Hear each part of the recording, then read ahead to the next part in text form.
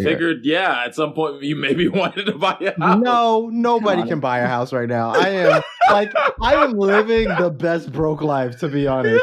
No one's buying a house now, Mitch. Nobody can buy a house. I'm like, me too. And then it's like, no, like everybody got checks from the government. I was like, everybody's student loan was forgiven for like forever. I'm like, and it's still being forgiven right now until like October. And I'm like, they gotta extend that again. Like, you know, like I get my taxes money because it doesn't get paid into my student loan. Like, I'm great. Like, I'm doing like the best broke shit right now. Like, it's good. Yeah, it's like aspirational. Like, I'm gonna tell my grandchildren about this, and they'd be like, "Grandpa, you're so funny." I'm gonna be like, "Ha ha." As he laughs at his imaginary grandchildren because he was never able to afford having children, and the house he never afforded to buy. You know what, Annie? There's no such thing as not being able to afford children. You could just kick those puppies right out. Just here we like go. a factory. Just keep on going. Just keep on going. That is how humanity functioned for a very, very long period of time. That's true. We deemed that it was very, very, very compromising for the person's broke spirit. asses. And now kids. we're in the mess that we're in. Yeah. Way too many motherfuckers on this planet. Yeah. Why don't we stop doing that? Maybe we should stop just like birthing kids and then kicking them to the curb for a check. I want to talk about that. Makes me want to talk about happiness a little bit. But if you're just tuning in, oh God.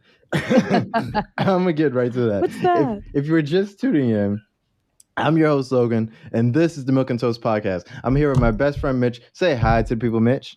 Because I'm not happy, clap along if you feel like you're gonna jump off a roof. Oh shit! Because I'm not happy, clap along if you feel like your spirit's on the loose. Because I'm not happy. On the 1 and 3. I know. I'm looking this up already. It was like I wanna make music. Like I said, maybe it can't be. I can make music. Let me help. Mad offbeat. Like, god damn. Say hi to the people, Annie. What's up, people?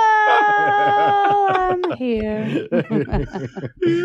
As always, if you like the show, share the show.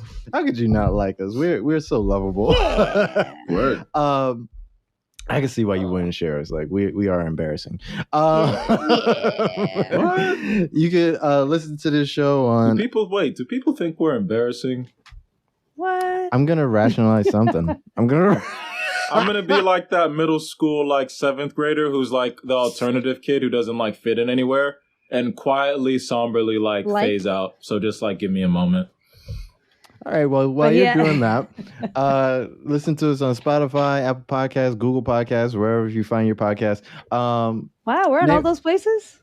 Yeah, definitely. Nice. Yeah. We didn't give you that rundown. We're pro. Yeah, we've been on these places. That's pretty fucking cool. We're legit, Annie. yo. We're fucking legit. Too legit to quit. Legitimately too legit to quit. Let me get myself up to speed. Go ahead, Logan. Follow us on Facebook, Twitter, and all the other places that I don't post shit on. Yeah, we gotta get a team. It's okay. You know what got me just now? I was listening to you guys talk, and you said you had a Discord, and you told me you didn't have a Discord. Mitch. Me? Yeah, you. I'm like, I know that's the Mitch. When did I tell you I didn't have a Discord? When I made the Discord for the podcast. No, I said I don't really be using it like that other than like playing games with some of my friends sometimes. But I never said I didn't have one. I don't recall saying I didn't have one. But I think you were also asking me about where could I put the show. And I was saying, I don't know if Discord would be the best place because Discord's a weird like application. It's not really for promoting. I would have told you, and I think I remember saying this, I said use Twitch. Because like Twitch, you can get a serious like base of like following. Excuse me, but Discord, I wasn't sure on. Yeah, I'm sorry, that was a wet cough. Gross. Like, all right, shit. Like, that's the closest you've been to the mic for the last couple of weeks. All right, you know what? Hold on. Forever. Like, he mad far talking. We didn't even hear. Mitch is like, and then right up in that shit. Okay. Yeah, that's basically that's life with Mitch. All right, I'm back. And it wasn't that I was closer to the mic. The cough was just loud, okay? Sorry that the cough was louder. The cough than was just my so strong. Voice. It plunged your whole body forward into the mic. No, yeah, right. Fine. I was like, you're in your room. That's all right. So sorry, listeners. Oh my God. Listen, no. Annie brought up something like the. I don't know. It didn't even jog my mind. I just made me think a little bit. And she was talking about like, you know. Good job. Good for you, Annie. No, you Making were talking people just think. now Good about job. like Thank you. having kids when you're broke. And Oh yeah, and Oh, you're yeah. being a horrible piece of shit human being. Carry Oh, on. me? How is Me? that? No, Okay. Logan. Oh, okay. Wait. How was I being horrible? Well, why don't you let the people describe? I mean, yeah, why don't you let the people determine? How about you tell them how you want to treat your future children? I'll tell them about all the shit that they missed out on. No, not that part. Not Yeah, what are you that. talking about? Yeah, You know the what part else? where you just kick them out because you can't afford them? I didn't think I say said that. No, that No, was I what Eddie thought, said. I thought Logan was all like, yeah, I'm just going to Nah. kick them out. No, I said I just. Well, I meant more make them. That's what I meant. Like- yeah, like they're- make them but and they're- boom. Like, no, No, he meant like they're just no. gonna like pop out Yeah, they're like- gonna just like like keep, a factory. Yeah, like we're he's just gonna keep make a popping lot kids of out. them. Yeah, we're just gonna make a lot of kids. because that's Are you going to economical. take care of them? No, Nigga, shut up. Anyway. You're worse than a Republican conservative man. Anybody talking about that right now? We talking about making kids. Everybody talking about- You always want to change the subject and shit. talk about some white shit we don't care about. All right. Well, we're already off to a great start today. I can't relate. I don't watch white news. So if you're listening at home, Mitch was already in a great place. He's already- Tucker Carlson over here. I know. Wow. Oh, Wow. At least you know that's an insult. That's good. Feelings are hurt. I know, because if I Lines was have gonna been say crossed. the joke I was gonna use, I was gonna be like Mr. Rachel Maddow over here, but then he wouldn't have thought I was Yeah, like he'd be anything. like, oh, He No, was like, I wouldn't oh, have gotten okay. that one. Yeah, I wouldn't have got that one at all. Yeah, that one's Like, over my head. she's mad. I'm not stupid. I'm not stupid. I I'm just pro don't. women. That's not a bad thing. I just don't get it. All right. So once Logan Shout out and to Annie are done Rachel picking Maddow. I on me, fuck with her. I fuck with Rachel Rachel who? Maddow. Yeah. what does she do? Who is she? She's a newscaster. She's like the most famous liberal newscaster ever. Oh, Like, she's really? like- oh, okay. yeah. So I should Well, I probably. would say, all yeah, right. But Yeah, she's, pretty in much. there. Probably Yeah. top 7. Well, who's your top? Who do you think is the more fucking famous than Rachel Maddow? I mean, besides Oprah. No, Well, like- that's like it's not like a crazy. That news doesn't cat. count. No, Not anymore. All right, Not who's the? That's how she started, though. Yeah, it is. Who's the blonde bitch? The with the short hair? She's older. Everyone. Diane Sawyer, right? That makes Oh, right. sense. Yeah. She's still Yeah, around. you It's a got- household name. She got, She's she been a got household some. name for a Yeah, while. she got some numbers on her. Does Yeah. Trevor yeah. Noah count? Because I As love a Trevor Noah. as as a like a progressive newscaster. woman. No. I I know. thought we were just doing the liberal part. I'm sorry. No, I mean, does he count? As a newscaster? No. I don't know. Well, Okay. not we really. like- He's a, Do you? he's Do we, under- what's the temperature on Trevor He's Noah? a, Do we he's like a him? variety talk show. He does what we do. His show is the same thing as us. No, don't But, say that. like, he That's talks not about true. the news. No, don't say that. That's insulting. Logan, no, I will That's say that. insane. We're not No, insulting him. he doesn't fucking do the same thing. You're insulting me. He does not do the fucking same thing. If that's Logan, really this the is what he temperature, does. Like, we got to change some things. If that's Well, no. I mean, like This he isn't what obviously he casts does. different. This is exactly what he does. He's just streaming it, and What do they you have mean? video. What do you mean by that? He just has video. He's a variety talk show. We're a variety talk show. Are we? Yes.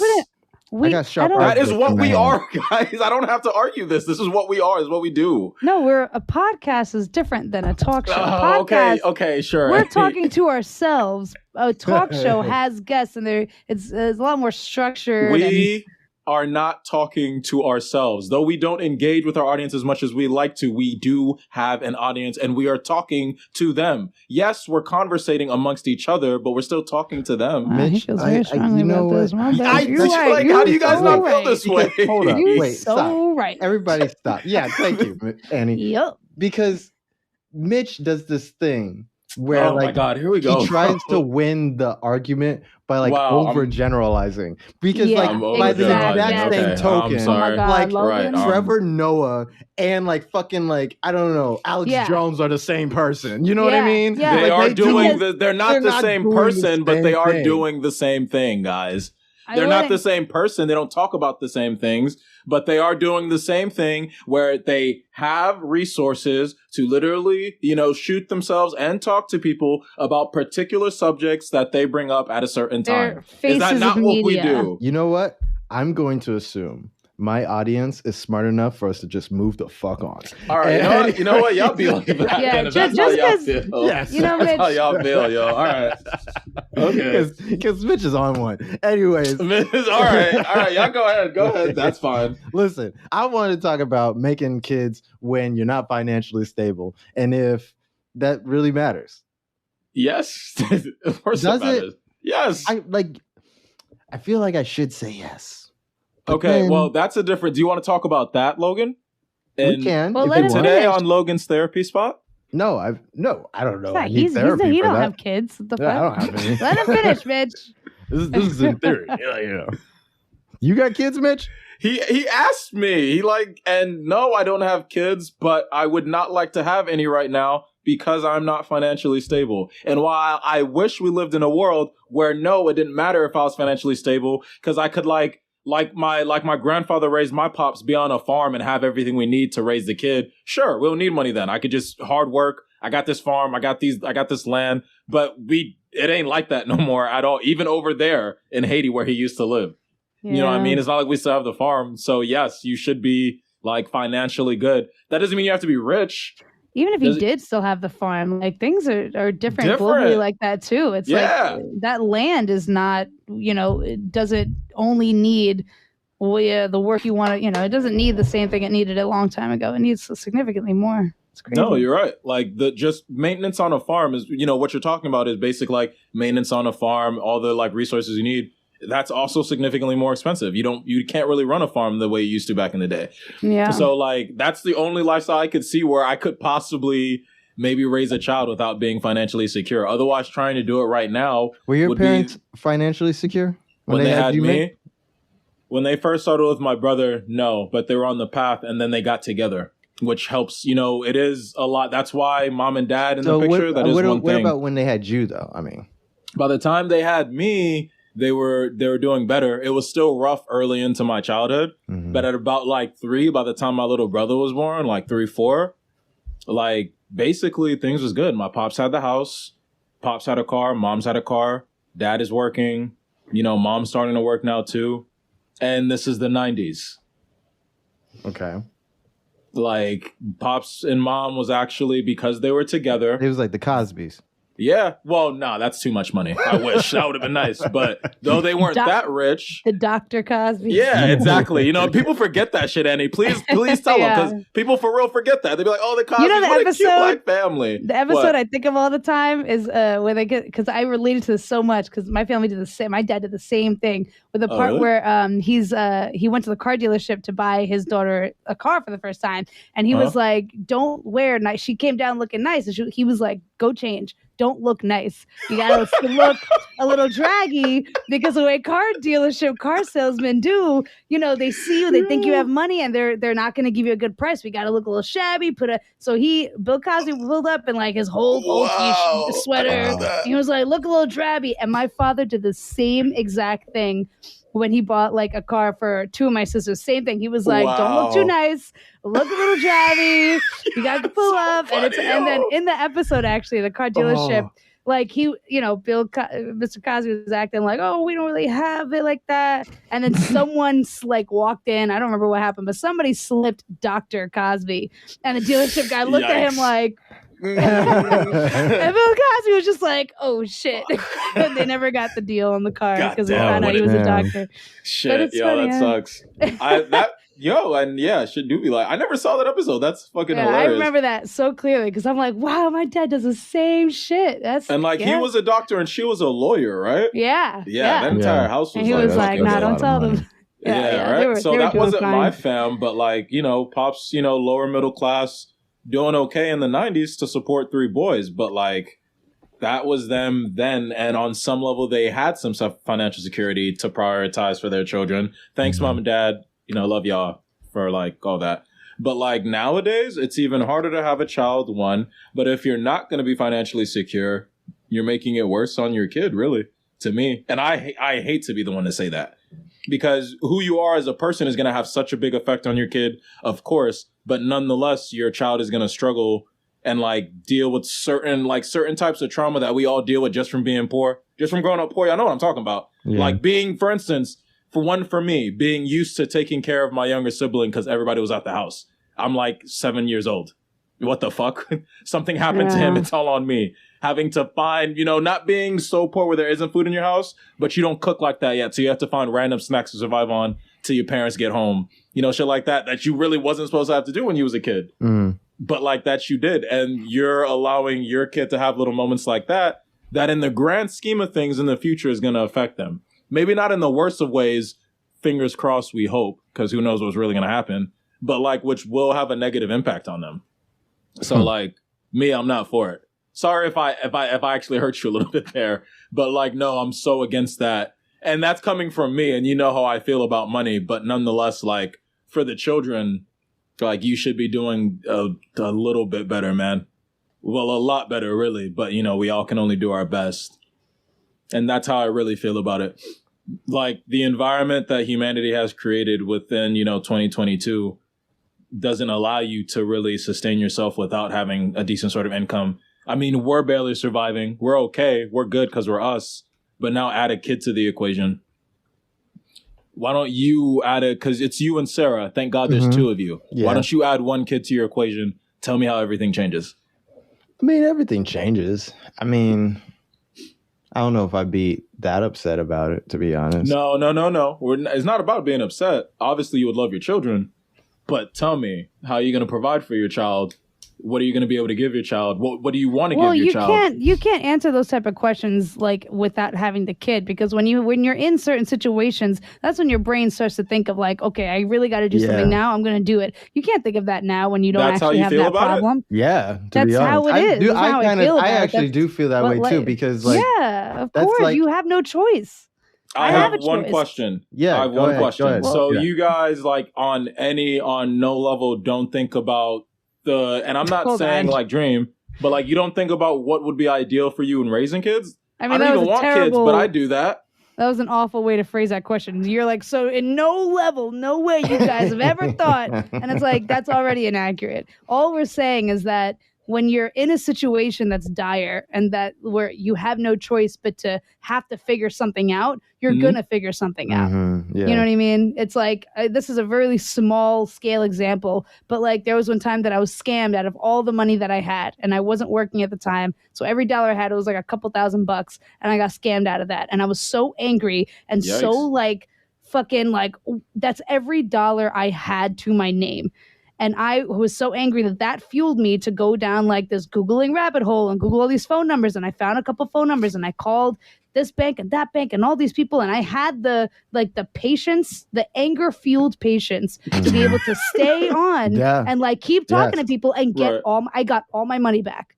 And I don't think I would be able to figure that solution out if I was in my place where I'm like, I still have a job. I'm just shit out of a couple $1,000. Now I'm just going to be shit out of luck for a couple weeks until I get paid. No, it was in that dire moment where it's like, this is all I have. If I lose this, I have nothing. Right. And it's like that fueled me to figure out a way to like, no, I need to change this now. And that's kind of human nature, I mean, I feel that on some level, but I don't necessarily think, well, in terms of either of our situations, we wouldn't be in dire straits if we had a child. Our lives would just get harder, obviously. You guys never think about how your life would change or what your plan would be? Like, I legit do that sometimes. I don't even want kids, but I'm 30. That's all I'm asking. Because I'd be doing that all the time. I'm not quite sure. What would I want to provide for my child? I have to have a child right now. What about you, Logan? I mean, like that, I feel like that's the ideal. Like, you're right. Like, you have an ideal setup in your head. But, like, my thing is, like, not everybody always gets to achieve the ideal because life just fucking happens. You know what I mean? This is true. Yeah, like, life finds a way. Like, you didn't think you was going to be pregnant one day. Now you got a baby. You know what I mean? So it's just like, and like, it's not even, some people, it's not for lack of trying not to have a kid. Like, some people, like, they do all the right things, have the birth control and everything. And, I don't know. Somebody came around with like some strong hormones and sperm. I don't know what to do with you. You know what I mean? So like now you got one. So it's like, you're gonna figure it out. Yeah, I feel what Annie's saying is that like you got to figure it out. Like just a couple months ago, they was gonna cut my hours, and I'm like, I'm not eating with the hours you give me now. Yeah. You know what I mean? Yeah, And so I know I'm like that one. in the office arguing with my boss about some decision that corporate made because like even though it's above his head, I'm like, I'm not leaving here until like you tell me something about how I'm gonna be okay. Mhm. Like I don't Yeah. like I said like a couple weeks ago, like that was what the argument was when I came on here and I was like, sorry guys, I know I said stop arguing with my bosses, but like, here it goes. right. Because it's like, what the fuck else are you gonna do? What do you have to lose at that point? You're like at zero. You know what I mean? Exactly. If you're at Yeah. zero, then it's like there's all bets off. There's nothing because if it's like either I do it or I die. Like, you know what I mean? Now you add a kid into the equation and it's yours. Like, that's what I your whole do it life or is they. about. Like, I feel like it almost ramps you up a little bit. Mhm. And it's not really to like encourage anybody to be like, have a kid. But I feel like there's a lot of emphasis on like, you have to have a kid at a certain time, but not too late, but not too early, and like That all is this true. and that. Yeah. And then it doesn't like make room for like people who just like have lives. Like I always look at like they're not the best examples of people, but I see poor people all the time, dumb people all the time, smart people who happen to be poor all the time have kids. You know what I mean? And it's like looked down upon, and it's like, yeah, they don't have much and stuff, but at the same time, a lot of these people, they grow up like they're feeding their kids like they're people. Yeah, they're people. Like they, you know what I mean? They make it. They make it somehow. Okay, so so wait a second, because now it's like weird because it was never to me about like judging or shaming anybody for being in a predicament, or it was never saying like I excuse the accident. No. But like what you were talking about, what I thought you were saying was like, do you really think like it's smart, or would you have children, or is it best to raise them? Because like for me that's a no. Yeah. No, so what was the smart. question? Like yeah. Well, I really didn't ever get to put the question out there. I was just asking what everybody thought about. Okay. So well, that's nice. Yeah, I well, know. That's not nice, like, Annie. it That's just so, went from a 0 to nice. 100 real. Like I just like we are very hyper today. What do I y'all get it. think about po folk having kids? That's what I really wanted to know. Exactly. Oh, okay. Well, yeah, because I mean, yeah, that was my thoughts about it. I had the idea because it was like, I guess I was just thinking about like when Annie was talking about happiness and like, how you're not going to really be happy if you're not in a certain place. And it's like, I don't know if that's not true. If that's necessarily true, Right. like there's poor people and they're happy. You know what I mean? They don't have a lot and yeah, they struggle, but like maybe that's not where they derive their happiness. Wait, when did I say you need stuff to be happy? No, it was like when you, you remember what I'm saying. Yeah. I think, of like what makes you happy. And I was like interviewing people around. Yeah. Stuff like that. Yeah, it was like that's, I mean, so it isn't even to say, because like it isn't even to tell someone not to have kids. It's just if you ask me, that's what I'm going to tell you. But because obviously everyone's going to live their own life, do what they have to do regardless. I mean, it's just when I look at society, what's up? No, she was just, Annie. she was agreeing with you. No, I was also going to say yeah. that like we should consider that a lot of people don't realize the option.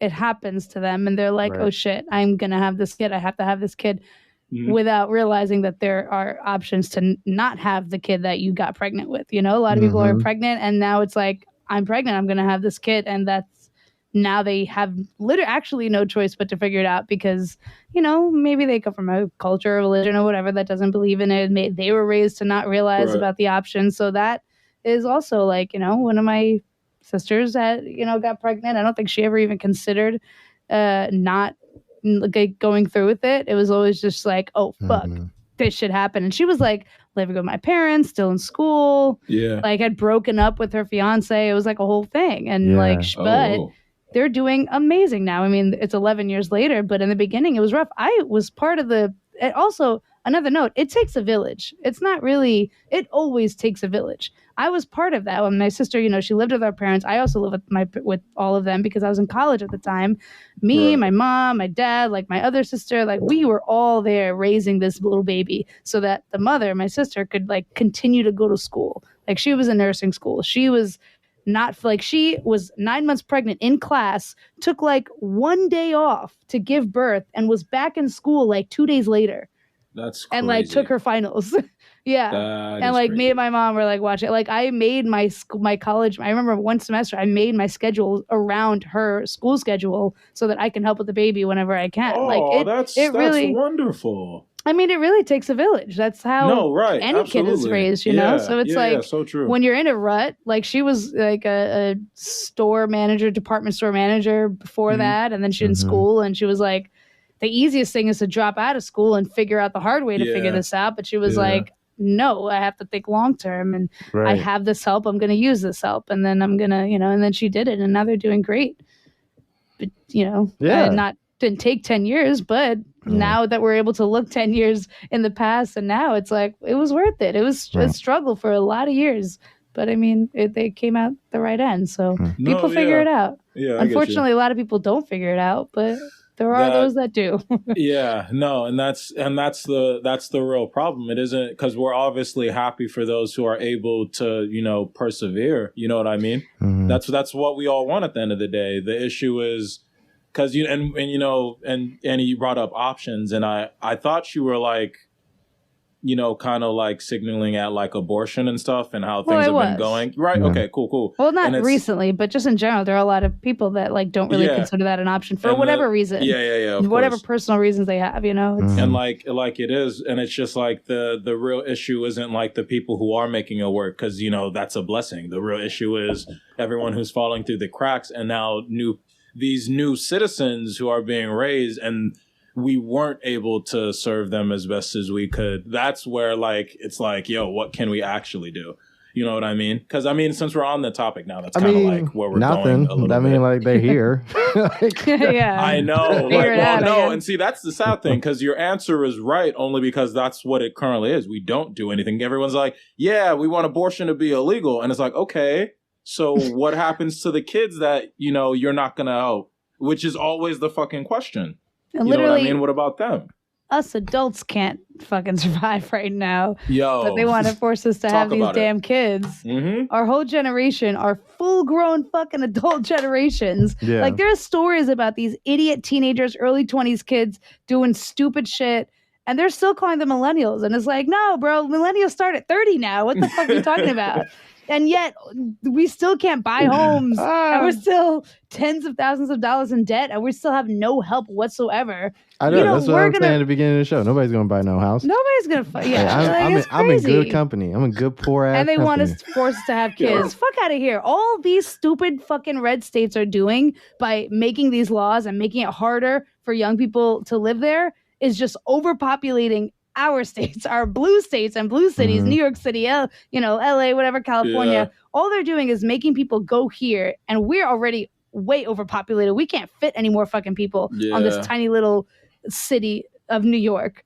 And yet all these idiot states are just like, yeah, just go over there. And it's like, can you stop? Can you stop living? Please, like, do you know you how chill population out? density works? Can this whole country at some point be like a fine place to live and not just be confined to like these three major cities that are already so overpriced and overpopulated because the rest of the country wants to live in the fucking caveland time?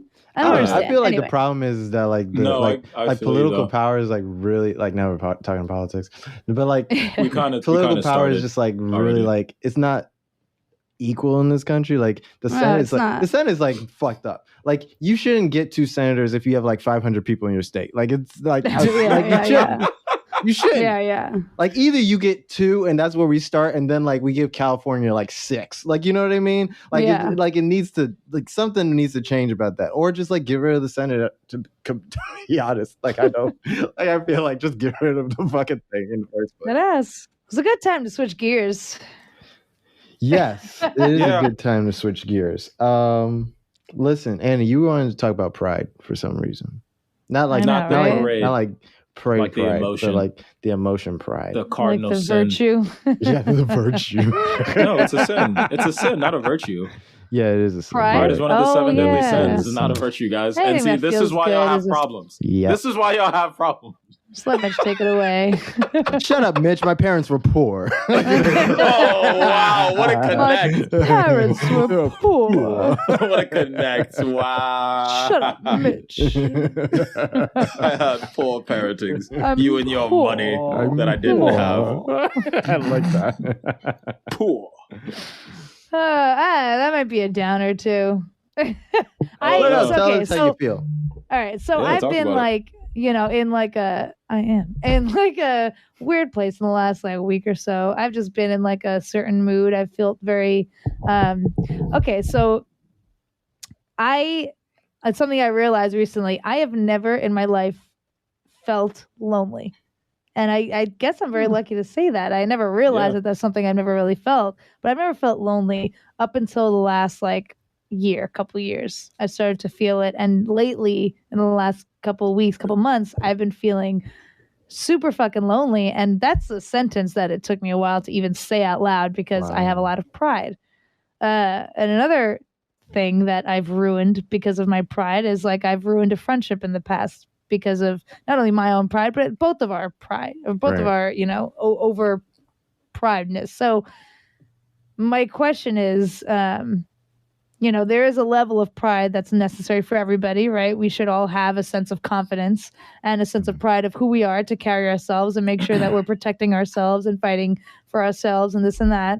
But there's also like a line that is crossed that turns into, toxicity and turns into something that where pride becomes greater than the actual, problem or miscommunication, whatever it is at hand. So my question was, how do you distinguish the difference between pride being that source of strength and confidence and pride being the source of demise, whether it's like a friendship, a relationship, your own character, because at least for me, I know I've felt a lot of times I'm very self-aware when I have like an overwhelming sense of over pride in the sense of like, maybe someone said like a close friend of mine said something that hurt my feelings, but I'm too proud to say that. So I'm just going to like say some shit back to intentionally hurt their feelings and then like ignore them. And then now I'm isolating myself away from all of my friends because I'm too proud to speak up and say, hey,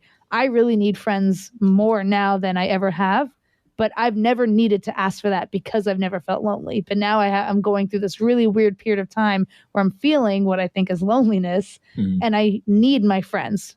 But because of that need, I'm pushing them away and I'm isolating myself because I feel like I have too much pride to ask for that companionship because I feel like I've never had to do that because I've never needed it. But now I do. And I don't want to seem weak. And I don't like that. A lot of my friends have told me over the years that like, I seem, strong and independent and all these things. And these are things that are true. And I'm proud of it. Guilty. But guilty what? Guilty of being one of the people who tells you that. Oh, yeah. Well, that's, it's okay. It's not a bad thing. I mean, it brings me joy and pride because I want those things, but I forget that I am not always those things. Okay. And so sometimes, yeah. So I'm just curious of points that maybe you've thought of in your life where you're like, Super I swallowing my pride might be the best choice, but I can't do that right now. And it's like overtaking me and shit like that. So I don't know. Where do you think the line is? Good question. And Logan, that's how you put a question properly together so people don't get confused, first off.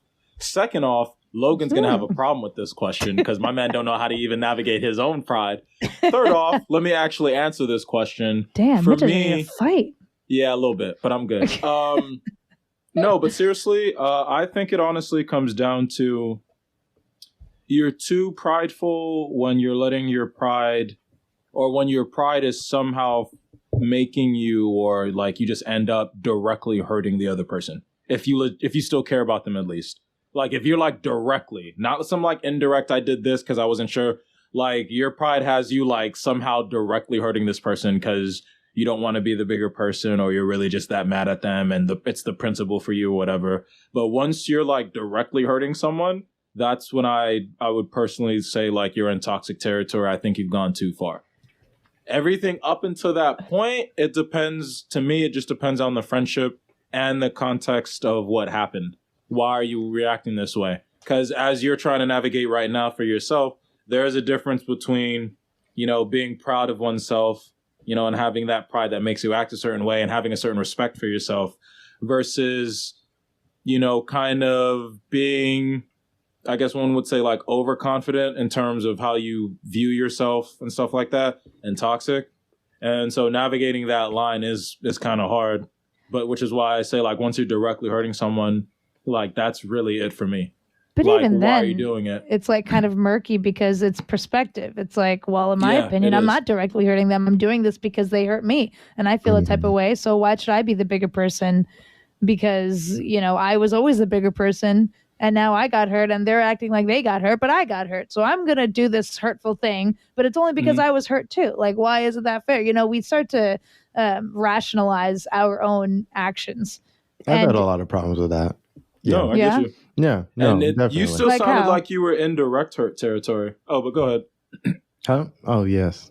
How have you gone through that, Logan? No, I'm used to Mitch. You see how he's already struggling? I know. I'm used to him interrupting me and my emotions Same and here, what I'm bro. trying to share. It's like... Go ahead. Yeah, have the people feel for you. I'm So, here. Life with Mitch. I love you doing it. Life with Mitch. I'm not doing this because I want to. I'm doing this because he needs it. See, he only interrupts me because I need it. That's what exactly. That's what I needed. You need to not be able to say what you want to say. While I'm vulnerable and trying to pour my heart out to the world, And now he's defensively laughing. I really shouldn't do that to Mitch because it's really too easy. And that's not right. I don't take it. I don't. Yeah. Fuck y'all. Don't forget what you're trying to say. Yeah, I know. Right? No, I've had problems with that in the past, and I feel like I have a big thing for revenge. Like, I'm not gonna lie. Like, that has always been my problem, and that is my thing. Yeah, like it is. Like I don't let things go. Can I tell a college story? Wait, let him finish first. Sorry. Give him some floor time. Continue. No, like I do want to hear the story, but just after he's no, finished. don't, because I know what story it is, so don't. There's multiple. The people want to know. There are multiple stories, and it's not right. It is not. It's not good. But carry on. When I think about it, it's funny. Like, it's funny now, but like there are times when I probably should have just let something go. But I feel like there's a part of me that doesn't let things go, not even just because of the offense, but the offense, like through my ego. Like, I feel like it should not have happened to me, or like this person should have known better because it was me, or whatever. And it's all very egotistical shit. And sometimes it does help me put me in a better position in life. But then sometimes it makes me wonder, for what? You know what I mean? Now I have like this influence or this power in this position and in this thing I'm doing currently, or in this friend group that I'm in right now, or whatever it is. But it's like, do I want to be here? What did I do all of this for? You know, at the end of the day, you know what I mean? Like, even when it became like becoming like a manager in some places, and like it was like when I became the manager of Staples, it was like, or one of the managers of Staples, it's like, why did I do this? Like, I know I needed the money, but at the same time, it felt like this is a lot of dedication and struggle for nothing. Like, I fought for this, and it's like, why? You know what I mean? And it's like, a lot of the time I noticed that was my issues when it comes to pride, is that it was a lot of fighting for no reason. You know, at the time it didn't feel like it wasn't for any reason, but what I got back in return end of it wasn't enough. Like, the price was way too high. Like, the effort, the amount of time, effort, energy that I spent versus what I got back as the product. Like, I didn't get back almost anything, you know? And like, I feel like what saves me nowadays is like being more honest, not about what somebody else did.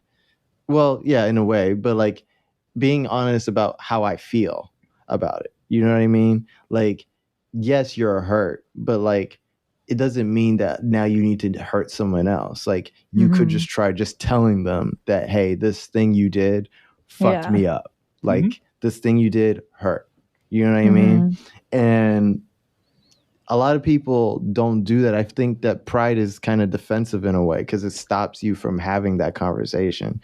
Like, it's a lot easier to seek revenge than to be like, listen, like it's like enjoy, like Mitch is like, oh, I had this story about when Logan like seeks out revenge and like, yeah, it's funny and like all this and that, right? Yeah, and he's yeah. right. It's super fucking entertaining. Like, you know what I mean? Like we watched like 3 bad John Wick movies because of the fact that like it's super fun to watch somebody like exact their revenge and shit. But it's like, even in those fucking movies, John doesn't come out on top. Like in all 3 movies, he loses. He falls off a building on the 3rd one. The 2nd one, he gets like stabbed by Common or some shit. And then like the first That's a great statement. I just want the record to show. Stabbed by Common is just a great phrase. And like the first one, like he's on the run or some shit. So it's like all of these are like really bad. Like nothing good comes out of it at the end of the day. Like it seems like really entertaining and all this and that, but like at the end of the day, your life sucks when you're just prideful. Like that's why it's like one of the deadly sins, because it doesn't help you at all. Yeah. It literally you take so much stock in yourself. It's damaging. Yeah, absolutely. What you said there was I really chime with, because you were like, it's almost like a defense mechanism, and it is. It's like your ego literally being like, this is what we should do, but there's a distrust now. God, it's like that person was my friend, but they hurt me. So why am I doing this? I'm opening myself up. I'm leaving myself vulnerable. Mm-hmm. I should do this instead. If I go on the offensive, if I go on the attack, they won't get the chance to hurt me again. Yeah. Kind of in that sense. You know what I mean? Yeah. Why that happens, I am not honestly fully sure, but that's happened for a long period of, like, that's a human condition. You understand? It's like a core human fucking emotion. Absolutely. And I feel like it's worse knowing about it. Being so like having like the education and intelligence or whatever to like know what it is and like recognize it in real time too. Like that has fucked me up so much when I'm like actively feeling angry or whatever it is, and I'm doing, and I know it, like there's a whole half of my head that's telling myself like, chill out, you just need like a breath. But it's like I can't. It becomes physical.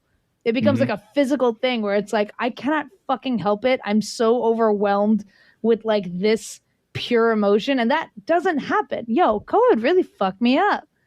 Like since COVID, I am like this whole completely different person. I'm not crazy about it. I got to figure out a way how to not be this. But regardless, it's like it becomes like a physical thing where it's like I still need to like just be in anger and be proud and just be like, no, you hurt me, so I'm done taking the high road. I feel like I've always taken the high road, and it's like, have I?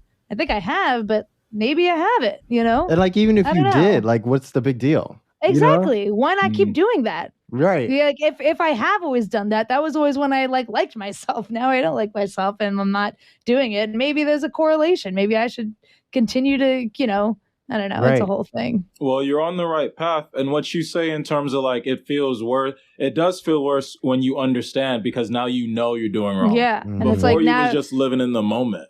And now you're like blaming yourself, and now you have to like forgive yourself. It's like a whole other apology for yourself. It's a I'd whole rather thing. the second one still, even though the second one is a lot more effort. I'd rather the second one because the first one is like, no, like the first one you are in that blind rage and you're not in control. You're not in control, but you don't know why. Exactly. Yeah. You know what I mean? There's nothing worse than that feeling. You can't like really do anything about it, and so you're just like you're always like for me, it was like I'm just always spiraling. You know what I mean? So I'm just like in a negative space like all the time because I have no really sit down and think about what it is I did or went through. Like it's just fucking rage and pain, you know? So it's like, no, I don't want to live like that anymore. I'd rather have the fucking burden of like knowing of all my actions and all my emotions and stuff and like crying at 3 a.m. I'd rather do that than just like be fucking ignorant to like my internal self, like the fucking self that I gotta live with every day, like you know what I mean? Well, like that's having the right like fucking path. beast on you is like no. That's the reason, because that is the right path. The fact is, the only way to have an understanding of your pride and to make some sort of attempt to remedy yourself or do better would literally be to do what both you and Annie are taught. I have to do that myself. In terms of speaking to my therapist, especially, and while I was talking to Annie about just being able to talk to someone and saying things out loud, because once you're saying things out loud and hearing it again, and it's once it's become kind of like an effort, like a show, and you actually have to put everything out and like hear it back again and low-key examine that, and then someone on the other end helps you examine it, you're just like, yo, shit starts clicking in a different way. Because when you're doing it with yourself internally, shit's not actually clicking, you're just stewing. No, it's you're very just being true. like, you're like, oh God, I should have said this, but why am I acting this way? But you're doing too much shit too fast to actually make some type of progress in the right direction. Right. So like why it happens, once again, I don't know. But the path is to recognize that something is wrong and like try your best to like either talk yourself out of it or like seek help and like figure out what's going on within you. What is it that, because at the end of the day, sure, we have the pride response, but the response didn't come from nowhere. There's always going to be a stimulus. In terms of those reactions, there's always going to be some stimulus somewhere and something happening internally within you as to why you're being this prideful person and treating this person in this way, regardless. So it isn't really about the pride. It's about figuring out what triggered you, why it triggered you, and what you can do to calm yourself in those moments to be your best self rather than letting the emotion take over. Our emotions are stronger than logical thought. Never forget that. They are, but at the end of the day, they're our emotions, you know? Exactly. So it's like you're responsible for what happens when your emotions have a certain effect. Like, and which you can't, like you can't like blame other people for like how you hurt other people because they triggered you. You know what I mean? You can't, you know what I mean? You can't do like that. you were triggered. Yeah, you know, it's like you were triggered. Right. And it's like, it takes work. It takes discipline. Yeah. And, you know, it takes a lot of discipline, and that's something that I know I need to like work on in a lot of places, just having that discipline. But it takes discipline to be able to like calm yourself down and be like, you know what, was this personal to me, or am I just taking this personally? You know? Mm-hmm. No, absolutely. Yeah. And sometimes, and that's just how your brain is wired. It's how emotion work. Sometimes the thing that triggers you might not even be the thing you thought triggered you. It might be something even less like prominent and you didn't even notice, and now you're acting off some dumb shit that you don't even know why. You're just like, oh shit, now I'm angry. Because, you know, once the emotion catches, it could just be like a flame. Like, it started here, the embers was good. It's like, it won't be that bad. All of a sudden, the wind blew one way, and all of a sudden, you have an entire wildfire on your hands. And you just like, what the fuck am I doing? Like, I've been there, man. Everybody, I feel anyone who's been alive on this earth for longer than like 5 years gets the feeling. It's just trying to catch yourself and be responsible for yourself. That's the hard part. But also kind of remember, technically we live in a society that kind of indirectly teaches you not to do that if you think about it. No, if you think, that's true. Like, if you hear what I'm saying, like indirectly your society's teaching you, like, men specifically, because we have boys will be boys type shit when, you know, when it comes to like interaction between boys and girls, and men get excused for a lot of bullshit. And that's like indirectly telling a man, like, yeah, it's whatevs. I can do whatever I want. Yeah. And it says specific to the woman, but nonetheless, if you can do it to one person, you could do it, period. So now you're thinking in your head, like, hey, it's whatevs. Like, I'll do some shit. People probably get over it. They'll be fine. You realize how normalized that is in our society, right? Oh, yeah. Like, they'll be all right. We get that one all the time. They'll be all right. They'll be all right. Don't worry. Don't even worry. I do use that one quite a bit. I do use that one. They'll be all right. And that's really toxic if you actually think about it. Like, listen, I'll be all right. I'll be all right. And I mean, it's toxic, but it's also survival, you know, coming from, we all come from parents who like have gone through some actual shit. Immigrant, like, you know, I have like a guilt thing. I don't know if it's because I was raised Catholic. Well, I know it's definitely at least a part because I was raised Catholic. Right. But I have a lot of guilt.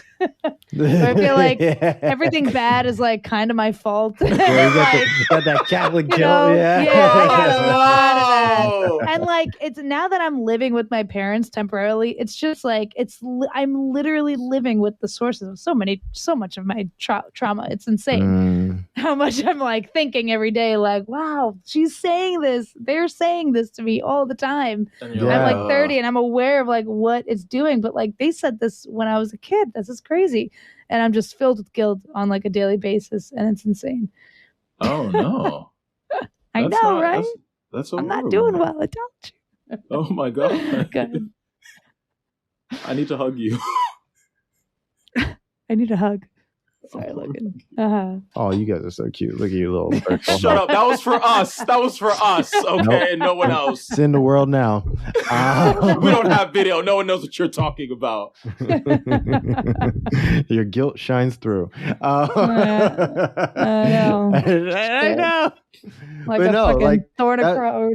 That was like one of the things I ended up at least getting to talk to my mom before she passed about. It was a lot of things that like happened, and like a lot of things that were happening, and like things she said that like triggered me, and things that Wow. I said. It was like really It was weird. like a fruitful conversation. Yeah. he Not was going well. through a lot. Listen, it wasn't always a fruitful conversation in the way that you would think. Like it was a lot of still like arguing and stuff, but it was like still kind of like you got it out. we were, it was like we actually were able to make peace on a lot of different things. Wow, That's nice. wonderful. It was like, it wasn't. I don't know. I don't even know how to describe that because like not everybody gets to go through that, so I don't even know what that experience is like. Right. Where like you Must actually be fucking nice.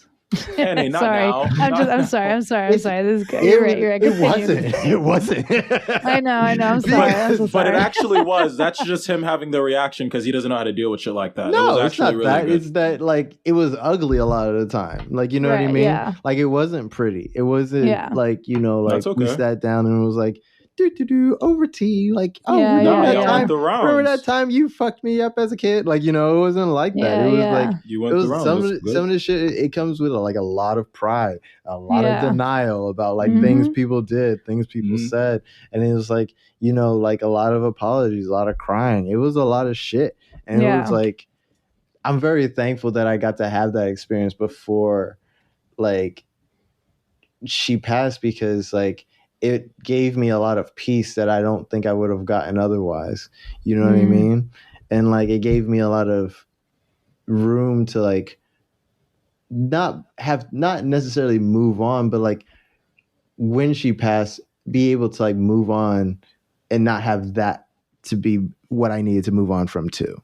Yeah, You know what I yeah. mean? Like Mhm. I'd like the things that like were really bothering me that I don't have to really think about because I've actually made peace in real time with her about. Yeah. You know what I mean? I No, I didn't get have you. to like I don't have to like mull over the fact that like, what did she really mean when she said that shit? Like, you know what I mean? Like I Yeah, didn't have yeah. like I asked her and like she told me and like we either agreed or we disagreed or and like we always like got to the point where like we were like, hey, because the thing is with her, like my mom is tough.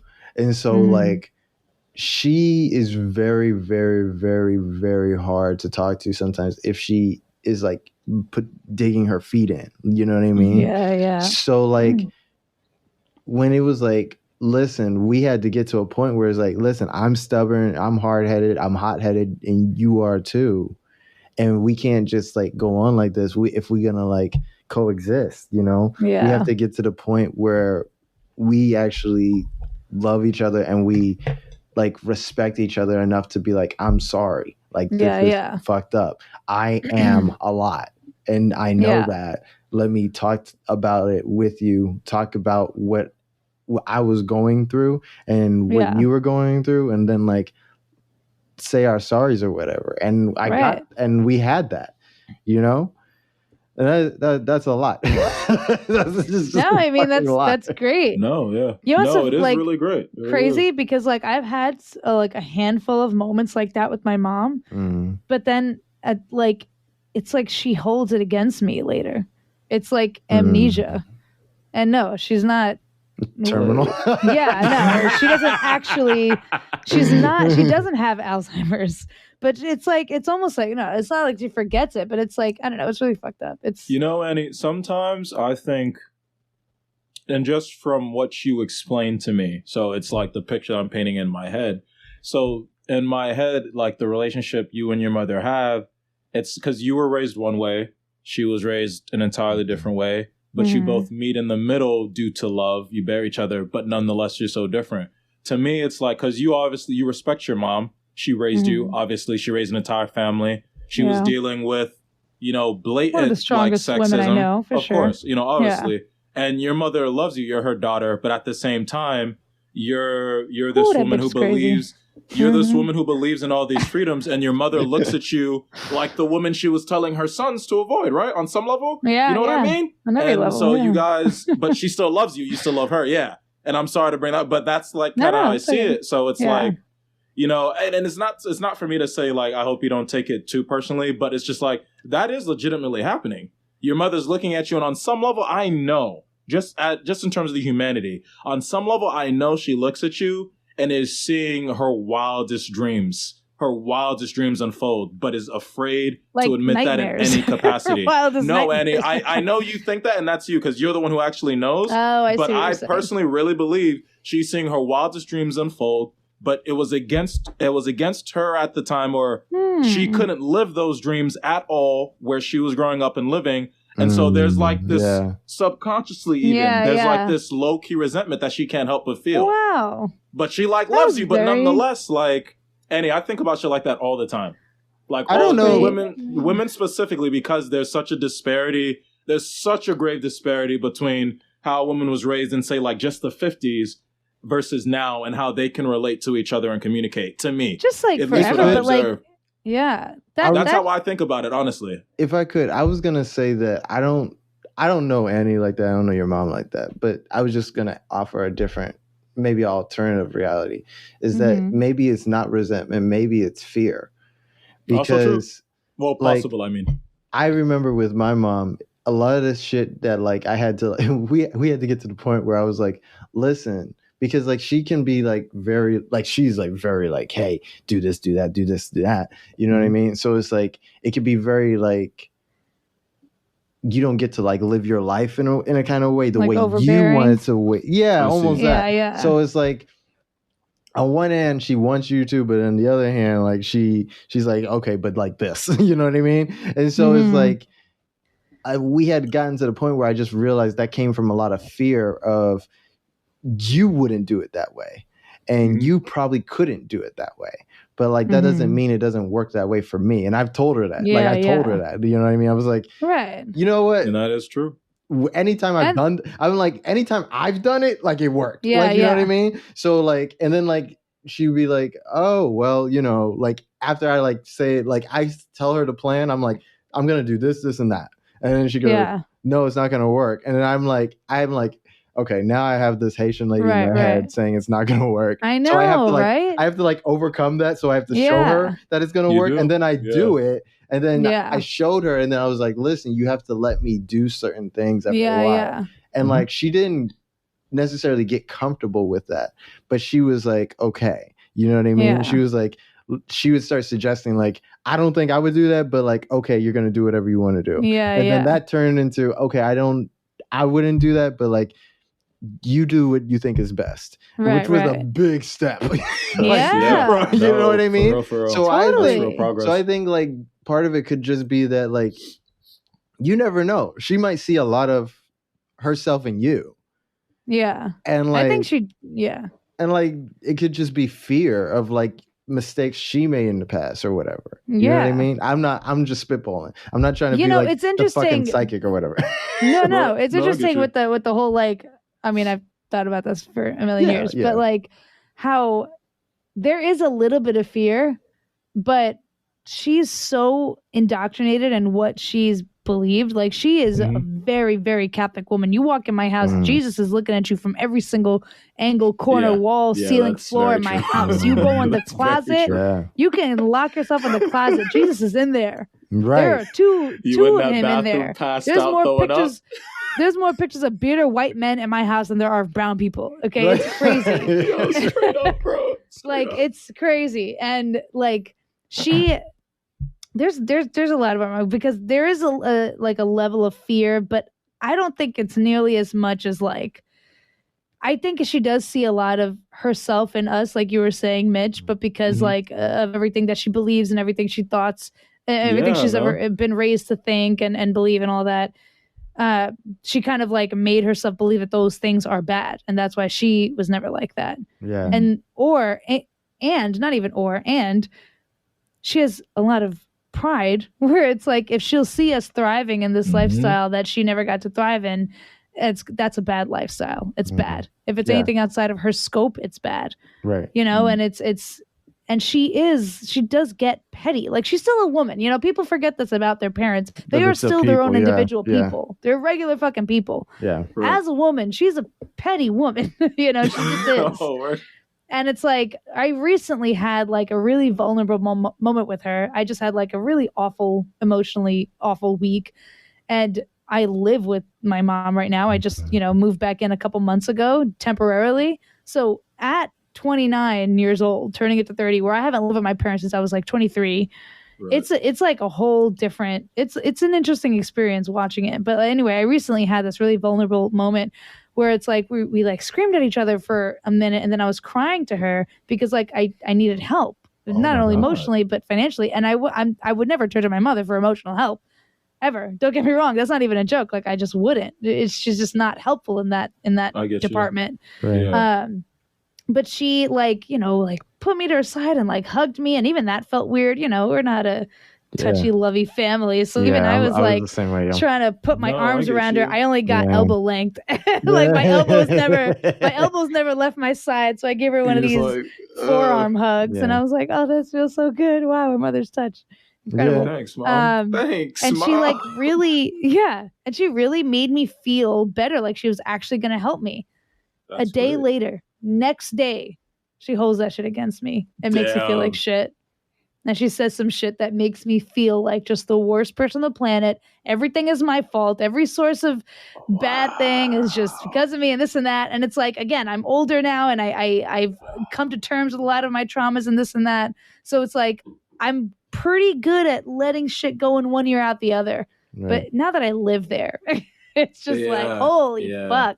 I feel this bitch is crazy, and I don't want to go out, keep going, like leaving the house because I want to save money, but holy shit. I had conversations like that where it was like, you're making me feel this way, and it's just like, I had to like be like, no, this is just, it's just not okay. You know what I mean? Yeah.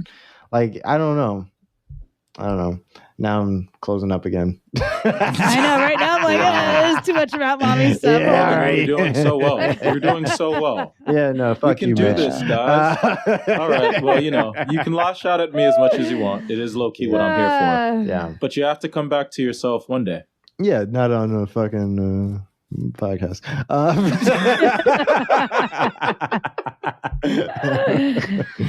No, what I guess I'll leave it with is just that, like, I think it just hurts a little more when it comes from parents, and so like your pride and your ego does get bruised all that much more. Hell yeah, you know what I mean? Like, I had to let my mom know that, like, you know, she had this thing where it's like, you don't listen to me.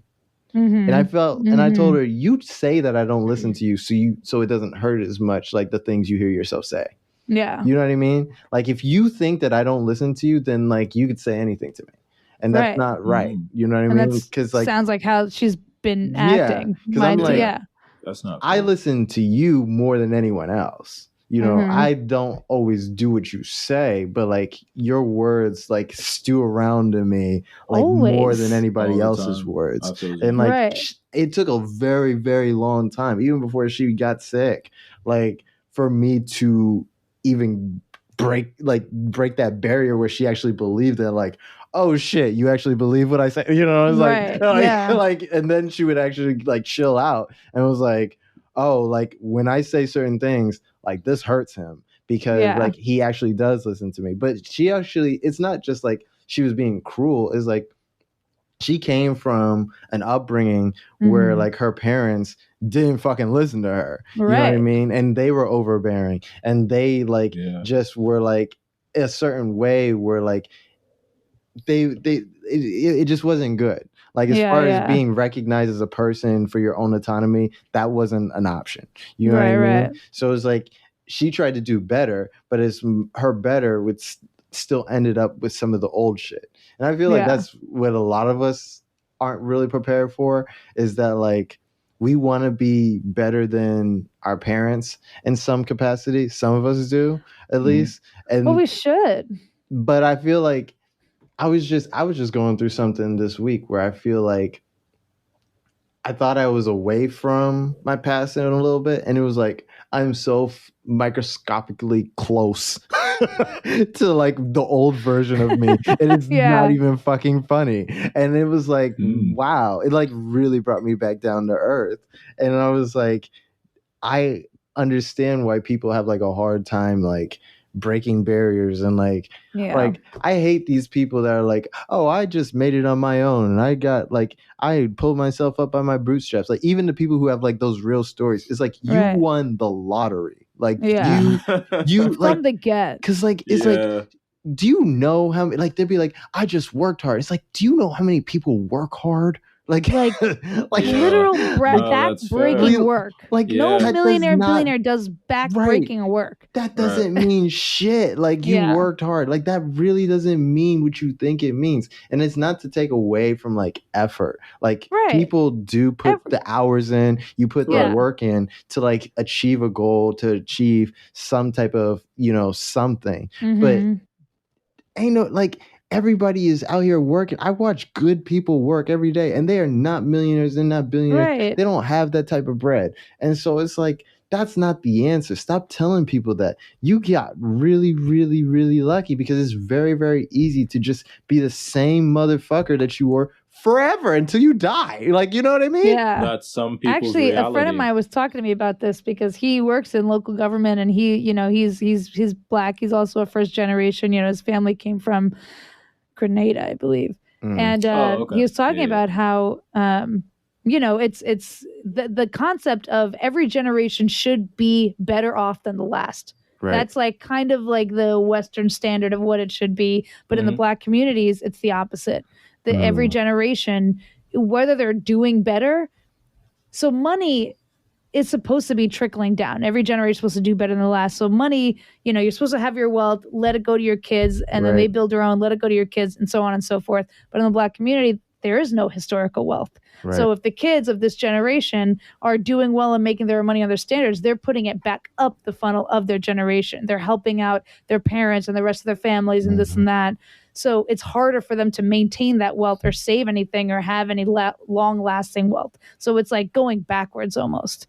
So it's a weird concept having like this responsibility of being like the first person in my generation, in my family, to have gone to college and got this job and made all these things, when like everything that now you're bringing in has to go back up behind you, and you're not able to like maintain in front of you. So all these people with I pulled it up from my bootstraps, you definitely didn't because you were handed the opportunity to work as hard as you did in the first place, and like the stakes were never at that high for you, you know. And the stakes were never just like work. Like exactly. Like what is that? Like I hate that. I feel like the people get like taught that like so like hard that like they really think that if they just come into work every day, that like eventually that raise will come. And it's like, buddy, it's not coming. Like it's not. It's like you got to kill 5 more people to do that. Like it's like it's not gonna work. No, You and need that's to stomp on some heads too. to get it's crazy. Because and that conditioning works because there was a time period. I mean, we talk about it all the time for like our parents. Like my dad, when he started off, probably like one job working, of course, but off that one job, he could actually support his family. He got back a good tax return. Things were better in terms of that in the past, and they haven't improved in that capacity till now, but that attitude still persists. Like hard body. People believe that for a reason. That if you hard work you being raised by and obviously it's cliche, but we know that you're supposed to work hard. It's the American government. We see what happens when we work hard in our lives.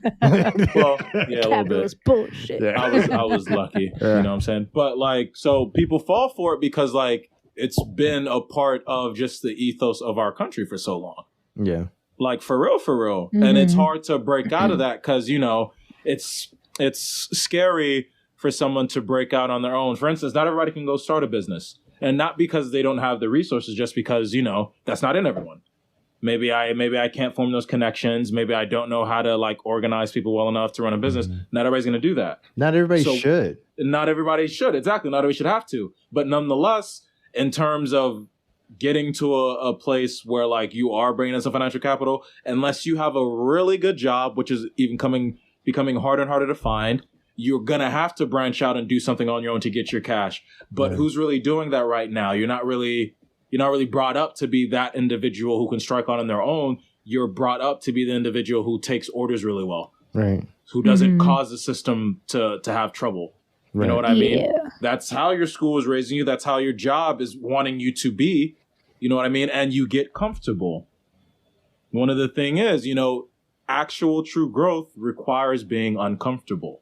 I would be twice but human beings don't like being uncomfortable. I would be twice as poor as I am now if like no bullshit. If I just wasn't born under people who didn't follow the rules, like at all, like criminals, like you know what I mean? like my dad is like like he's a tramp, you know what I mean? And like my mom, like she's not, but like she was always like the rebellious one in her family. So it's like if I didn't have that, like I would be in a like I think about like all the times I've argued with a boss and then come up on top, and it's just like right. If I never asked for more, I would have never got it. You know what I mean? Like people were really willing to let me work and work and work and die. Like, you know what I mean? Yeah. And like, if I was never like, nah, fuck that. Like, yeah. You gonna like, pay me what you owe. But you clip the guns? I say all that to say that is just my lottery. Like that, I can't go and tell, like I told people a couple of weeks ago, like you should like stand up for yourself. But at the same time, I know like the majority of people can't do that just because of their fucking genes. Like they're just like, they're not going to do that. They're too calm. They're not going to do that. And we don't like try to like make things easier for people either. Like I came business. Like when I came bad for business, buddy. I came on here and I told that story about like how my friend got mad at me at work because like he found out I got paid more than him. You know what I mean? But I told him that story because like you should be telling people what you get paid at work. Exactly. So, like, we can all get paid. Yes. You know what I mean? 100%. So it's like if we all don't stick our necks out like that, shit doesn't change. It can't just be like, oh, your individual gifts and individual traits. No. Your individual gifts and traits are not just for you. He should have gotten mad, just not at you. Yeah. I know. You know, it's like that can't be helped. But like but the thing is, my thing is like, if I can't use the same gumption to ask for a raise and then not use that same gumption to like tell people, hey, I got one. You know what I mean? I can't call myself Close courageous. The door behind you. And that's not fucking cool. That's not courageous. That's nothing. That's cowardice. I don't like it. I'm not that person. I'm not going to be that person. I'm not going to try to be. So it's like, which is good. You have to like realize that you have talents and like your talents are not just for you. That's what I believe. You know what I mean? Yeah. It's also a lot of pressure to put on the already marginalized people. To tell them it's also your job to prop that door open for the people behind you, knowing that all the people that are sitting at the top aren't holding the doors for nobody. I mean, it just kind of sucks. They hold the doors open. No, because what I notice is they hold their doors open for the people they like and their friends. That's true. For their own people, yeah. So it's like you can't just make your way to the top just to be like, nah, it's just me. Like it's like no, but like but wait, you can't save everybody, but you can save who you can save. You know what I get you, Logan. But Annie was kind of what the point that Annie was making. I do so kind of understand, at least in terms, because it's like you want that to be the environment, but like it's like you were saying, like people don't got. Well, I wouldn't say genes. I'd say it's more like a conditioning thing and just how they mentally are. And sometimes that does play into genes. But like even doing that. It's like when you look at the opposition, sometimes people become like disillusioned. Not everybody's willing to fight the good fight. Like you may be a good soldier on the battlefront. That's great. Sadly, some people ain't got that same skill. They don't got that same capability. It becomes difficult. They need someone. And this is one of my least favorite thing about humanity in general. It's one of my least favorite things. It's why religions happen. It's why we get political parties, because for whatever reason, people, I don't know what's up with the mentality, but people kind of act like sheep. It's kind of like a herd thing where people aren't good at standing up for themselves. They need someone that's going to be like, hey, but most people who get into positions of power to lead don't look back on people doing, well, I don't want to say worse than them, but they don't look at people doing worse than them and go, how do I help those people get better, and how do I help them do that autonomously? Which isn't an easy thing to do in the first place, but nonetheless, that's not in the grand scheme. You are an outlier in the scheme of the system. We all are. Like, I'm that type of person too. Like, I'd rather us be working together, you know, trying our best to help someone. If I'm at work, for instance, and a new barista comes in, I work at Starbucks for, you know, anyone who didn't know at this point. And a new barista comes in and they fucking up, I'm going to help them. If they start doing that thing better than me, all of a sudden, oh, wow, maybe I'll feel a type of way a little bit, but nonetheless, I'm glad I helped them. But then they got a raise before you. But I'd still be mad. And then I'd go talk to the boss like, what the fuck? But nonetheless, I'm glad I helped them. Yeah, I've done it before. I used to work at a Dunkin', and this is different because I didn't want the position. Ooh, but dude who's came better? in. He wasn't better. It wasn't like that. But he came in. You know, at the time I wasn't really thinking, but he was fresh out of prison. Real good dude, good friend of mine. But you know, he wanted better. Mm-hmm. I helped train him. Everything he knew in the store, I had taught him. Right. And and the thing about that one though, and then that's how you know there's respect between people, because he came to me asking like, yo, why don't you, you know? And I was like, I ain't really about that. He's like, well, you know shit me though. Like I can. I was like, hey, yeah, you might be good for that, man. You know, I hope you get right. You just got to do certain things, because that is what the attitude should be. If I'm not getting the position, I help someone else get it. If someone's doing bad, I help them get better regardless, and help them to do that on their own so they don't need me in the first place. But that isn't the society we live in. That's what I'm saying, Logan. That isn't the society we live in. You're conveniently talking about jobs that you already don't care about in the first place. Let's put you in a position that you really care about, and you are working your ass off to go up in, and you're training somebody, and now they hop ahead of you. I don't know. Give me an example. How do you feel? I go speak to management. I don't get mad at that person. It's good. Oh, that's good. Yeah. Well, that's just me. I'm not telling you I'm not gonna feel some type of way. Like, you know that. Oh, can you guys hear me? Oh, sorry. Everything like I can hear you. No. My screen just like froze. Mine too. But no, I'm not gonna sit there and pretend like I ain't gonna be like, wait, what? Yeah. Oh, yo, that's crazy. But nonetheless, I'm not going to bitch at that person. They didn't promote themselves, did they? In your level-headedness right now, you're able to say that you can direct your anger where it should be appropriately. But when people lose things immediately, their anger is not directed appropriately. It's directed at their fellows, the fellow people that moved up. And that's the problem. And that's the people at the top, but they know that. Yeah. They know that they just have to sprinkle some corn on the ground to make the cows fight each other. You know, that's true. No, that's absolutely true. I have had the opposite happen to me though. I'm sorry, I was gonna say, Annie, I have had the opposite happen to me where I had applied for a position that I really wanted. It was actually when you were still living here, the most recent job that I was doing with, and like, you know, I had interviewed with her, interviewing really well, was wanting the gig. And then I didn't get it. And I was like, hey, what the heck? So I was like, all right, let me start at a lower position. Met the person who got the job that I should have had. Met the person who had the job I should have had, was like, what the... but why didn't I... And then got deeper into the environment and saw how things worked and was just like, And could have just blacked and been like, yo, how the fuck you hire me for this, knowing damn well you should have given me this position, you gave it to them.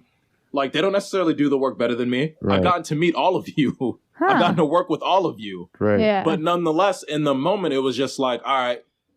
But also, you know, I am who I am. So I do have a good case. I can get crazy. But due to the life that I've lived and the family I was raised with, I have a very strong capability of like staying level-headed. Because in the end of the day, I know it won't benefit me. And I know that person's not really at fault. You know what I mean? I am kind of good at doing that. So I will say that. But, you know, even in like moments like those, it's just like, all right, I could hate on dude. You know what I'm saying? Like, he got my check.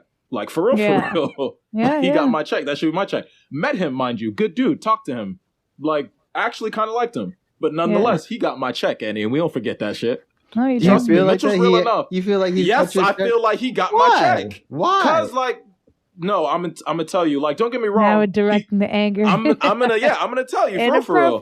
Don't get me wrong. He was starting at that job before me, so there's that. There's the one thing, but nonetheless, considering what we were needed, he also got a higher position, right? No, he started before me. So no, not after me. He started before me this time. I was still mad though. I'm still mad because I had directly applied for the position. He hadn't gotten the position yet. I had applied for the position that I should have gotten. And you knew somebody. And I knew somebody that I should have gotten. He took my check. But nonetheless, realistically speaking, as we're all kind of logically coming to, like, yo, you know, he was there. I interviewed before him. I should have got it. But nonetheless, for whatever political reason inside the corporation, he got it. I met him, saw what happened, realized that I could be doing the job, and I should have been doing the job regardless. But nonetheless, what would have me cursing him out? He who probably didn't even know I existed. Right. In terms of the political schemes of the corporation, he probably didn't know that, like, what he probably may have heard, like, you're hiring people for this job. I'm here though. Yeah, but you know, that dude, he could do it. You know what I mean? You're already doing this. We need someone else doing something else. I don't know what the political scheme of it is. I know it should have been me. I do know that. But I can't sit here and let the anger fester. I got to keep moving. I got to keep the work going. That position's already gone. I got to see what's on. That's how I think about it, at least. If I stayed in anger at him, and if there had been an opportunity to fight for the position, mind you, I would have. But nothing was going to come of that. So I was just like, all right, leave it alone. I'll see what the next opportunity happens, which ended up happening for me because I just kept working. I was getting promoted anyway. But like, it was like, I do know what that feeling is too, a little bit, to some extent. It's just like, unless I can directly fix the situation, I'm not going to direct any anger or negativity or energy towards any parties who can't directly remedy the situation. I think how I work. My point is that I think you said that like it's unfair for like to like direct that at people who don't really have that much power in the first place anyway. Yeah. Do you know what I mean? And that is how I for real be feeling. But my thing is that like the whole thing is unfair, really. It's not like like we're actually starting from a place of fairness in the first place. You're right. No, that is you know true. What I mean? That is true. So it's like we're starting from negative whatever anyway. So it's like you have at one point or another we have to think about each other. Like I can't like I feel like even in that prescription, it's like that's still individualistic way of thinking. But it's like I didn't get the promotion. He got the promotion. It's like you're still competing against one another in a way. And it's like, did you have to? Did you need that? Did you need to be competing? No, that's fair. Did you need to have that mindset? When it's like, at the end of the day, you both woke up trying to make some money, and he just happened to make a little bit more that day, you know? And it's like, if people were more in tune with each other and more willing to be like, hey, look, I need this, but I also recognize that my needs are probably also the person's next to me's needs. And so like, we know that we all eat. We all need like water to survive. But like, for some reason we get hyper like competitive with like the next peon next to us without realizing that we're a peon ourselves. And we're like, oh, well, I need this and I need that and I need this and I need that and I got this going on. And you might have all that going on, but at the same time, is that really going to help you? Like we would all go so much further if we all had the mindset that like, hey, I'm really good at leadership. Hey, I'm really good at getting things done. Hey, and then like pooled all that together. But who decides who goes where is where the issues. I think people like you have that issue. No. That's a real problem. I'm not. That's not what I'm saying. No, because if you're like calling people fucking sheep and stuff, I see where the issue comes in. You know what I mean? Yeah. Because at one point or another, like people do need leaders. It's not necessarily a bad thing. Leadership isn't bad. What's bad is abuse of fucking power. What I was saying. That's what's bad. Abuse of power is bad. That's what I was talking about. So it's not bad to have followers either. Like following people isn't necessarily a vice. It's human nature. We are animals. Let's not forget that. Let's not give ourselves. You know what I mean? Let's not give ourselves a bunch of God complexes. But because we're social animals, that means we need each other. Yeah. You know what I mean? Yes. So it doesn't mean that like leadership is this thing that's like a boogeyman. It means that when you're a leader, you're supposed to be taking care of everybody. Right. Which is where the problem happens.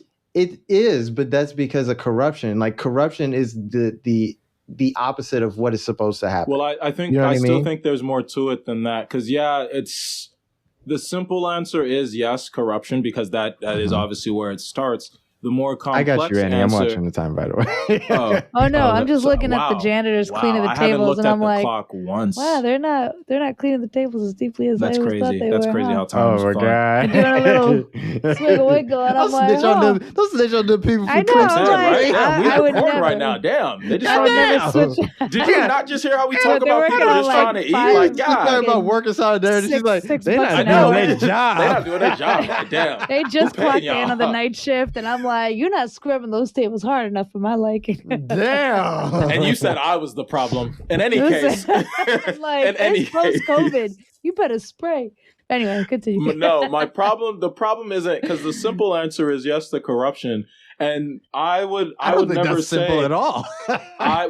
in the way you're describing, because the real problem isn't just like the corruption. The real problem is we as people, which we have been talking about, and how we treat each other. I'm not one who's against the leadership and following role per se. I think there needs to be a discussion on how the two roles are actually supposed to work, me personally. But nonetheless, that's not the issue. The issue is democracy. we're not really developing leaders. Because like you even said yourself, you're like, the problem isn't a leader. It's just a leader's supposed to like do their job. But we're not living in a society where we're raising leaders to understand, respecting the humanity within people as we're supposed to. Go We're ahead, not. Annie. I want to respond to that. But go Even ahead. then, Mhm. human nature fucks us up because Right, I agree. there used to be all these experiments in like the late 2000s, early teens. There's a movie called The Experiment. It's really good. I know or that the one. movie, Yeah. right. And it puts Sweet. people, regular people, they don't know each other. They're of all different kinds of walks Ezra of life, Miller, whatever. yeah. He's like I in thi- it I for like the beginning. He's like, Is he? Maybe he might be Yeah. in it. It's been a while, but they give half of these random people, security officer outfits, and the other Mhm. half of these Yeah. random people jail, prison outfits. Oh my. And within like days, one motherfucker dies. They're fucking brawling out every day because that's what people do. That's what human nature is. Again, we are animals. We're gonna like try to go into this role that we think we're given, and we're gonna think that we're much better than we are, and we have a lot more control than we are, but we don't. We're not that much better. We are a little bit than regular animals, but like we're not. Like if there is any sense of power, people drink that shit up and they get fucked up on that. Anyone can. Like no one's exempt from that. That's when power is unchecked. But I think that when power is unchecked, when it's not that we don't teach leaders, is we don't teach followers. Like the problem is that like the people who like follow behind leaders, we don't teach them what to expect out of their leadership. You know what I mean? When to question the leadership. Yeah, that's like you like. Yeah, because no one would want to. Yeah, imagine. absolutely. Yeah, Imagine. imagine you go to Burger King and you just order from like the menu, but the menu is all question marks. Like you don't know what it is. Like you just has the numbers. So you just order a number 2 and they just give you what the fuck ever. And you're like, well, this is what I'm eating today. You know what I mean? You know, like nobody would fucking do that. You know what I mean? Yeah. I mean, maybe in New York, but like nobody would do that anywhere else. You know what I mean? That would be like a real kitschy thing. I think I just stumbled upon something just then. I might need to write that down later. But like, write that down. Yeah, but like nobody would just accept what they couldn't like see or what take in, you know what I mean? So it's like we have an expectation for those things. We go to a restaurant, we have an expectation of what you're supposed to give me. We go to like certain places and we have like an expectation of what we're supposed to get out of that product. And nobody sells leadership as a product to be bought by the people who are following the leader. They only sell leadership as a product to be bought by leaders. You know, and that's really the problem. That's where they groom their own leaders. Yeah, that's where nepotism comes in. Yeah. That's where, like I'm going to look at someone, I see myself in them, so I'm going to groom them as a leader. And that's why we have all these leaders who look exactly the fucking same. They're all 80-year-old white men because they saw something in this young chap that they saw in themselves 50 years ago. And that's who they're going to groom, and everyone else they're going to keep as followers. Yeah. Have you guys ever thought, I'm sorry, what was you going to say? Never in my life. Well, my thing. No. So what I was going to say is what Annie just said is that like, it's so easy. Like I look at around work all the time and like, there are people just above us who like, they get fired and demoted and they like still keep all their same checks. They still keep all their same positions and everything. Even when they get fired, they don't really get fired. You know what I mean? Yeah. And it's like, I look at the structure up there. I'm like, these people are just fucking random bozos who really don't have anything special about them. And we could really do this on the same level here. Like, if like we just like that's the thing. It's like so crazy the way people like think about leadership and the way they think like it's so like, it's so out there. It's like, no, these are just fucking normal people doing just the same fucked up shit, just making more money than you. They just like, got a head start a couple decades. That's but like, let's start our own head start now with a couple decades ahead of us and let them be like, oh, well, this is what I see in a leader. This is what a leader looks like to me. Right. But what happens is everybody wants to do is they just want to make their own money, want to do their own thing, and they don't think about the fact that like there's 4 motherfuckers above us that will never get fired because they all make sure that they never get fired and they all make sure that they all get paid. Yeah. It's like, what the fuck? You know what crazy, I mean? Yeah. And I've worked at a lot of like media companies. All the companies I've worked at were like progressive in the media because they are media, it's, whatever. Right. Yeah. But it's so interesting because I've always worked on a team where it's like a lot of women. Like my immediate boss that I would report to was always like a female person, and her boss was like, they would have 2, one male, one female, and it's like the level we were at was always the most diverse.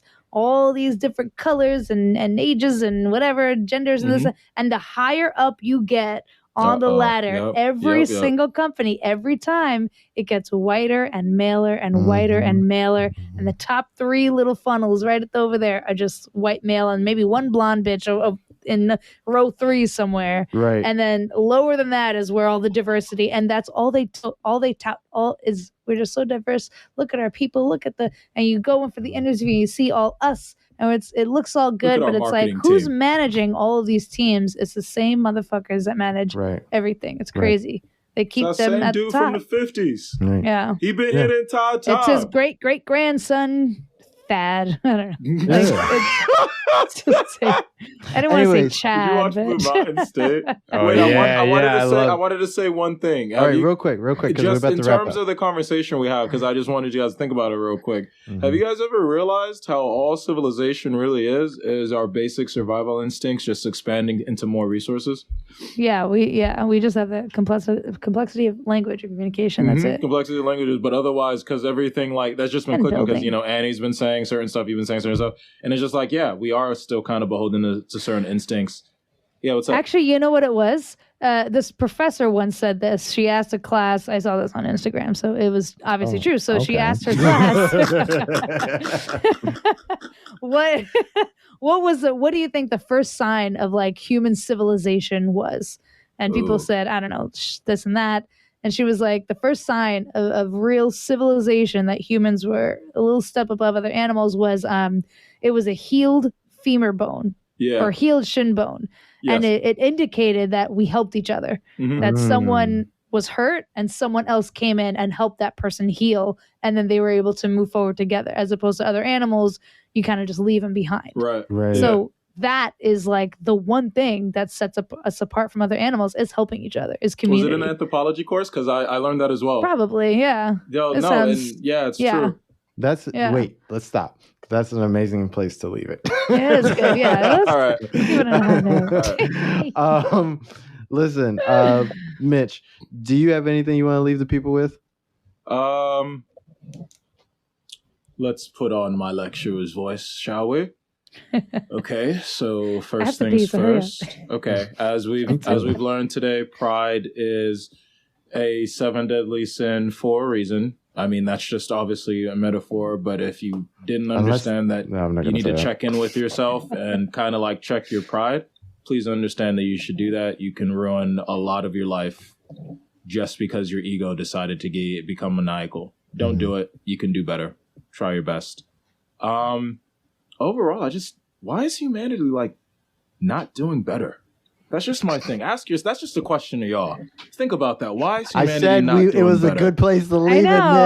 Don't put that pressure on. I'm not trying to start a conversation. I'm not trying to start a conversation, okay? I'm just saying. Anyways, and Annie, you think about Annie, how would you like to leave the people? What would you like to say, Annie? Listen, people, listen. You're here. You got to be here. Own that shit. Stomp the streets. Speak up. Speak with conviction. Feel with conviction. None of that shit is bullshit.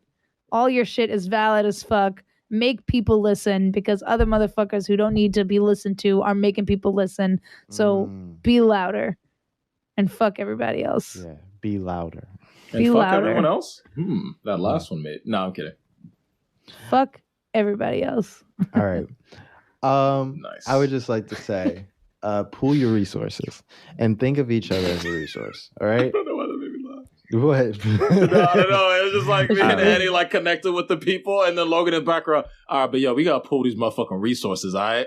No, that's true. Yeah, I know. Yeah, I agree. Yeah, I agree. Like, man, I remember I watched this movie about Cesar Chavez, and it was like with like fucking Michael Pena. It's such a good movie, and like they literally were like.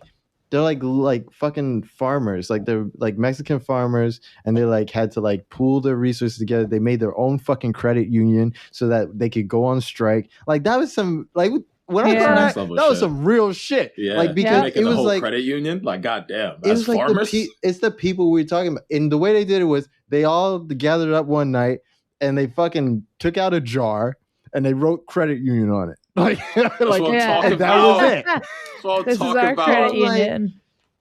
I hear what people say when they're like, hey, you can't blame poor people for this and that. I'm like, yeah, I can't blame poor people for this and that, but I can't expect rich people to save me neither. Right, yeah. So it's like the only people that are coming to save us is us. Yeah. We can't wait around for fucking Bernie Sanders is a fucking millionaire, man. Like, I can't wait for that shit. You know what I mean? In dollars and years. Yeah. Exactly. I can't wait for that shit. I can't wait for him to like finally become president when like wait any longer. Yeah, I know. Like motherfuckers and on a tightrope in the chair with his mittens, bro, just like when it took forever just to get me here. Like I don't know. It's been a huge mistake. Is he African now? I know, right? No, I know. What does he have a fucking accent like that? Sanders. He's from Brooklyn. It's not Nelson and I gave Mandela. You the huge. Because you be saying huge like that. Huge. It's a huge disparity in time. That's a pretty bad accent. That's a really bad one. I'm surprised. Are you serious? I don't know what you're doing. Are you serious? I didn't say huge good enough for you. It's huge. You didn't say it accurately at all. It's not huge. It is. It's huge. It's huge. It's bad, but you still gotta have a hint of the. You just gotta have a hint of the age. No, you don't. New Yorkers don't believe in the age sound. So what are you talking about right now? There's no age. It's Houston Street. It's not Houston Street. It's huge. Huge. These are huge buildings. There's no age. Okay, but he's not. All right. Anyway, fuck y'all. I'm never doing anything for y'all again. Yeah, whatever. Anyways, believe it when we see it. Listen, this was a little more of a serious show, but I don't think it was like that bad. I don't think so either. No, I think everybody had a lot to. Awkward, no, I think everybody had like a lot to take from it, and a lot to learn from it, and like. Get a jar that says credit union on it, like for real, like fucking just start one in your fucking neighborhood if you can, or Google. Fucking Google is the best resource. Fucking Google how to do it. Sit down 5 of your friends and be like, "Yo, let's start a fucking credit union for the neighborhood," so like people can like have days off and shit. I feel like we'll do that now, but then we'll also have to get like a paramilitary group because Uncle Sam's gonna come kicking down. You don't know until you try. Is my point. It's like you just don't know until you try. And we can't just keep like Debbie Downing ourselves to the point where we're like, we don't believe that we can do some shit. So anyways, that's all I have to leave the people with. I'm going to get out of here because Annie's really got to pee and so do I. I really got to pee. I know. I see you squirming around. Say bye to the people, Annie. Bye, people. Call your friends. Yeah. Bye. But say bye to the people, Mitch. Bye quickly for Annie to pee. Listen to all of us on all of the podcast shit, blah blah blah blah. This is episode 63 of the Milk and Toast podcast. I've been your host Logan, and we're out. Bye. See ya.